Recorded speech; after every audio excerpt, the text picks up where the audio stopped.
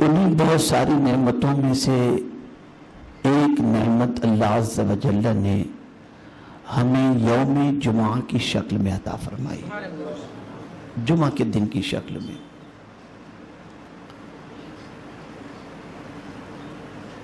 یوم جمعہ یہ سید الایام ہے، سارے دنوں کا سردار ہے۔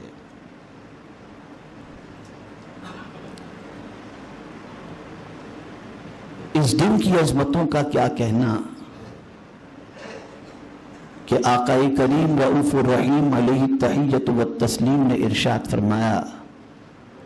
حضرت آدم علیہ السلام کی ولادت بھی جمعہ ہی کو ہوئی، اور جنت میں بھی حضرت آدم علیہ السلام کو داخل کیا گیا، وہ بھی جمعہ ہی کو داخل کیا گیا،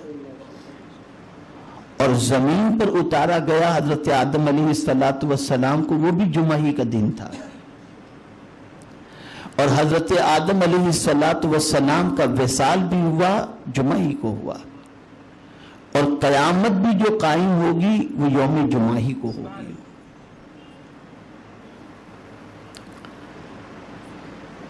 بلکہ حضور صلی اللہ تعالی علیہ وسلم ارشاد فرماتے ہیں کہ اللہ کے نزدیک عید الفطر اور عید الاضحیٰ سے بھی بڑھ کر اگر کسی دن کی فضیلت ہے تو وہ جمعہ کی فضیلت ہے۔ اتنی عظمت والا یہ دن ہے، اتنی برکت والا یہ دن ہے کہ اگر کوئی شخص اس دن انتقال کر جائے تو قبر کے حساب سے ہی بچ جاتا ہے، اللہ اسے شہادت کا مرتبہ عطا فرماتا ہے اور پروردگار اسے جنت کا حقدار بنا دیتا ہے۔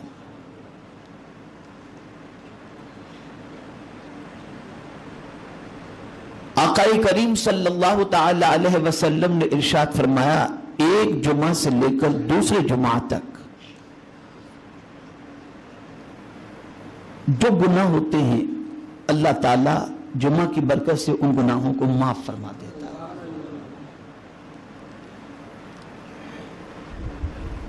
بڑی برکتیں ہیں اس دن کی، بڑی فضیلتیں ہیں اس دن کی، لیکن افسوس، 100,000 افسوس کہ جس طریقے سے اللہ کی بہت ساری نعمتوں کی ہم نے ناقدری کی ہے، ویسے ہی اس دن کی بھی ہم نے ناقدری کی۔ قرآن مقدس میں ایک سورت ہی پوری سورہ جمعہ کے نام سے نازل ہوئی، اس سے آپ اندازہ لگا سکتے ہیں کہ اس دن کی کتنی اہمیت ہوگی۔ آقا کریم صلی اللہ تعالی علیہ وسلم نے ارشاد فرمایا، یوم جمعہ کو کثرت سے مجھ پر درود پڑھو کہ تمہارا درود میری بارگاہ میں پہنچایا جاتا ہے۔ اور بعض روایتوں میں یہاں تک آیا کہ جو شخص یوم جمعہ کو آقا کریم صلی اللہ تعالی علیہ وسلم پر 80 مرتبہ درود پڑھے، اللہ اس کے 80 گناہوں کو، 80 سال کے گناہوں کو معاف فرما دیتا ہے۔ اور رسول گرامی وقار صلی اللہ علیہ وسلم نے ارشاد فرمایا، جو شخص شب جمعہ یا یوم جمعہ کو مجھ پر درود پڑھے، کنت شہیدا و شفیعا یوم القیامہ، میں اس کے لیے قیامت کے دن گواہی دینے والا اور شفاعت کرنے والا ہو جاؤں گا۔ یہ اس دن کی برکت ہے، لیکن مجھے اس دن کا خاص اہتمام کرتے ہوئے کچھ لوگوں کے علاوہ کہیں اور کچھ لوگ، زیادہ تر لوگ نظر نہیں آتے۔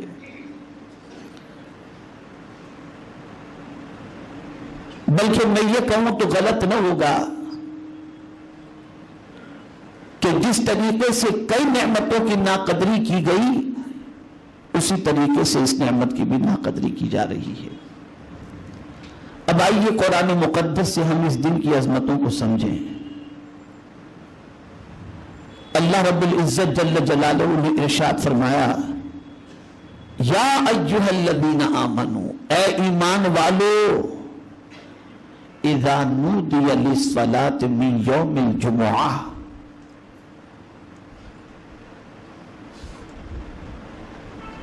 نماز کے لیے جب تمہیں یوم جمعہ کو پکارا جائے،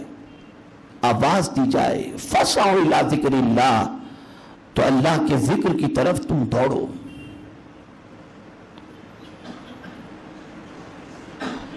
یعنی منادی مؤذن جب یوم جمعہ کو تمہیں اذان کے ذریعے آواز دے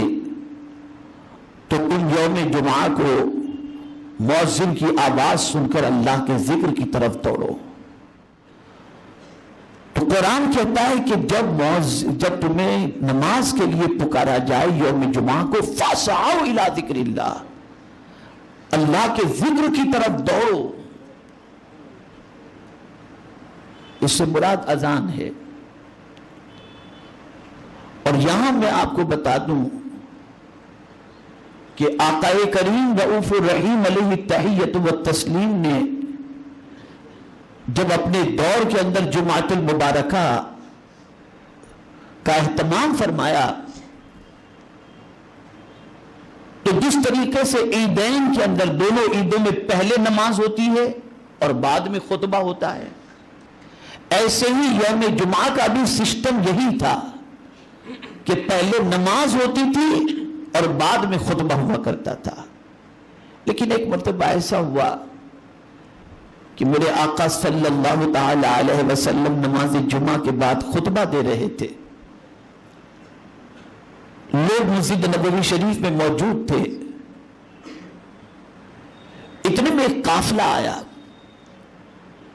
تو چونکہ مدینے میں لوگوں کو قحط کا سامنا تھا اور جب ملک شام سے کوئی قافلہ آتا تو اس میں کھانے پینے ضروریات کی بہت ساری چیزیں آتی تھی، اور اس زمانے میں جب قافلہ آتا تھا تو قافلے کے آنے کے بعد لوگوں کو خبر کرنے کے لیے زور زور سے دف بجایا جاتا جس سے لوگوں کو پتہ چلتا کہ قافلہ آ چکا ہے، تو جسے خریدی کرنی ہوتی تھی وہ خریدی کے لیے دوڑ پڑتا تھا۔ تو مسجد نبوی شریف میں میرے آقا صلی اللہ تعالی علیہ وسلم جمعہ کا خطبہ دے رہے تھے، اور اسی خطبے کے دوران ملک شام سے قافلہ آیا اور پھر قافلے نے دف بجانا شروع کیا۔ تو اتفاق سے مسجد میں جتنے بھی لوگ تھے ان سب نے ضرورت کی چیزوں کی خریدی کے لیے مسجد سے نکلنا شروع کر دیا۔ ٹوٹل 12 صحابہ صرف مسجد میں رہ گئے، جس سے سرکار صلی اللہ علیہ وسلم کے قلب اطہر کو تکلیف پہنچی۔ تو پروردگار کی شان یہ ہے کہ مصطفیٰ جان رحمت کو جب بھی کوئی تکلیف پہنچتی میرا مولا تسلی دے دیا کرتا۔ کتنا عظیم مرتبہ ہے میرے آقا صلی اللہ علیہ وسلم کا کہ دنیا کا عام انسان اگر بے چین ہو تو انسان تسلی دیتا ہے، لیکن مصطفیٰ بے چین ہو تو خدا تسلی دیتا ہے۔ تو ایک قانون ہی عطا کر دیا گیا، اور وہ قانون یہ کہ اب جب کبھی بھی مؤذن اذان کہے یوم جمعہ کو وَذَرُوا الْبَيْعَ، کاروبار چھوڑ دو کاروبار، یہ لغو لعب، یہ تجارت، یہ مال و زر، ان ساری چیزوں کو چھوڑ کر اللہ کے ذکر کی طرف دوڑو۔ اس کا مطلب یہ نہیں کہ بھاگ بھاگ کے مسجد کے اندر گھسو، جلدی کرو، اس کا مطلب جلدی کرو۔ پھر اس کے بعد میرے آقا صلی اللہ تعالی علیہ وسلم نے جمعہ کی نماز بعد میں کی اور خطبہ حضور صلی اللہ علیہ وسلم نے پہلے دینا شروع کیا۔ میرے پیارے آقا صلی اللہ تعالی علیہ وسلم کے پیارے دیوانوں، حضور صلی اللہ علیہ وسلم کے دور پاک میں ایک ہی اذان ہوتی تھی جمعہ کی۔ آج 2 اذانیں ہوتی ہیں، ایک خطبے سے پہلے اذان ہوتی ہے اور ایک اس سے پہلے اذان ہوتی ہے، لیکن حضور کے زمانے میں ایک ہی اذان یوم جمعہ کو ہوا کرتی تھی۔ صدیق اکبر کے زمانے میں بھی جمعہ کی ایک ہی اذان تھی، فاروق اعظم کے زمانے میں بھی ایک ہی جمعہ کی اذان تھی، لیکن حضرت عثمان غنی رضی اللہ تعالیٰ عنہ کے دور پاک میں 2 اذانوں کا سلسلہ شروع ہوا، اس وجہ سے کہ حضرت عثمان غنی رضی اللہ تعالیٰ عنہ مسجد میں تھے، اذان ہو چکی تھی، پھر بھی لوگ نہیں آئے تھے تو حضرت عثمان غنی رضی اللہ تعالیٰ عنہ نے فرمایا ایک اذان پہلے کہی جائے اور اس کے بعد خطبے سے پہلے ایک اذان کہی جائے تاکہ لوگ اگر مصروف بھی ہوں تو سب کچھ چھوڑ چھاڑ کر یہ سمجھ جائیں کہ یہ خطبے کی اذان ہے، فوراً مسجد کی طرف آ جایا کریں۔ میرے پیارے آقا صلی اللہ تعالی علیہ وسلم کے پیارے دیوانوں، جس طریقے سے سیدنا فاروق اعظم رضی اللہ تعالیٰ عنہ نے 20 رکعت تراویح کا جماعت کے ساتھ اہتمام کیا، حضور کے زمانے میں جماعت کے ساتھ 20 رکعت تراویح نہیں پڑھی جاتی تھی، یہ صدیق فاروق اعظم رضی اللہ تعالیٰ عنہ نے اس سلسلے کو شروع کیا۔ اسی طریقے سے 2 اذانوں کا سلسلہ بھی حضرت عثمان ذوالنورین نے شروع کیا، لیکن دیوبندی ہو یا وہابی کوئی اسے بدعت نہیں کہتا، کوئی اسے منع نہیں کرتا، بلکہ ہر ایک اس چیز کو اپناتا ہے۔ میں پوچھنا چاہتا ہوں جب صدیق فاروق اعظم اور حضرت عثمان ذوالنورین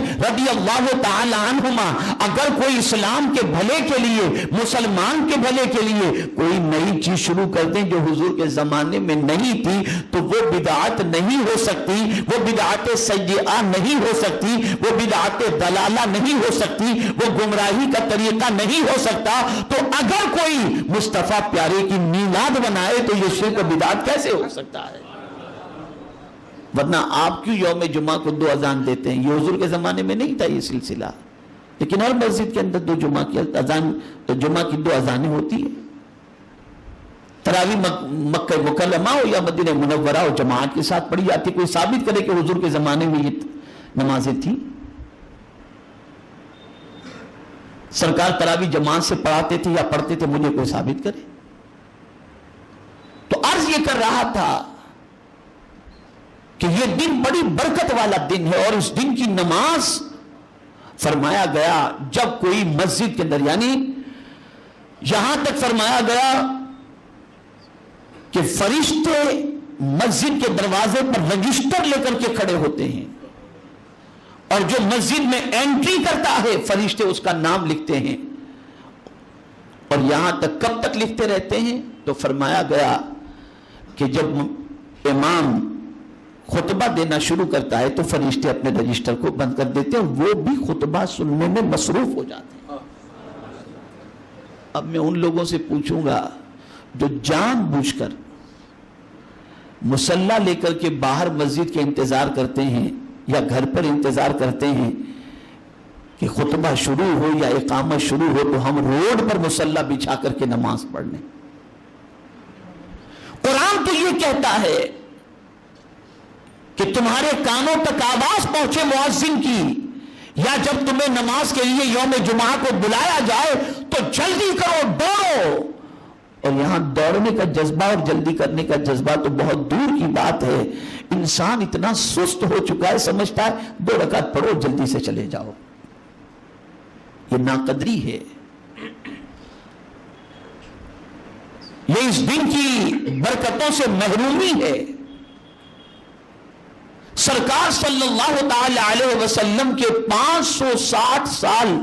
ولادت سے پیشتر اس دن کا نام جدا تھا۔